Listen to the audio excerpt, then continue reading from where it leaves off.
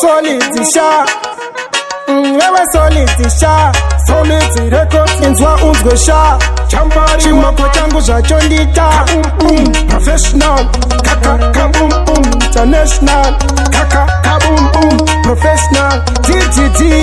Dhidza man so izwa uzwe baby, kaka mutso Ndouya mante ashkanze aiwa kwete usa uye mante amezotaurira Tuesday ndona kunoudza Wednesday sha tafunga kubuya Thursday ashkanze aiwa kwete usa uye Thursday amezotaurira Friday ndona kunoudza Saturday. What about Sunday unochitei zvikanzi ndiri kuenda kuchechi kumatenteni ko tikaenda tese zvakaipei zvikanzi uda kuenda kunoitei toda kunamatawo takuchengerawo zvekubvisa kusuoko kandinamirawo sandinyebudze ndivhurire dhoo ndichinge ndigugudze takamudza Ndouya mante ashkanzi aiwa kwete usa uye mante anozotaurira Tuesday ndona kunoudza Wednesday sha tafunga kubuya Thursday ashkanzi aiwa kwete usa uye Thursday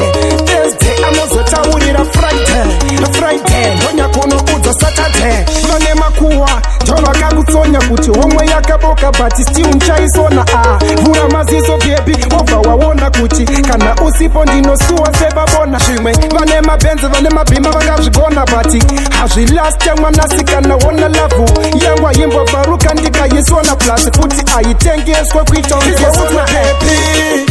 takamudza Ndouya mante ashkanzi aiwa kwete usa uye mante anozotaurira Tuesday ndona kunoudza Wednesday sha tafunga kubuya Thursday ashkanzi aiwa kwete usa uye Thursday anozotaurira Friday ndona kunoudza Saturday. What about Sunday unochitei zvikanzi ndiri kuenda kuchechi kumatenteni ko tikaenda tese zvakaipei zvikanzi uda kuenda kunoitei toda kunamatawo takuchengerawo zvekubvisa kusuoko kandinamirawo sandinyebudze ndivhurire dhoo ndichinge ndigugudze takamudza Ndouya mante ashkanzi aiwa kwete usa uye mante anozotaurira Tuesday ndona kunoudza Wednesday sha tafunga kubuya Thursday ashkanzi aiwa kwete usa uye Thursday anozotaurira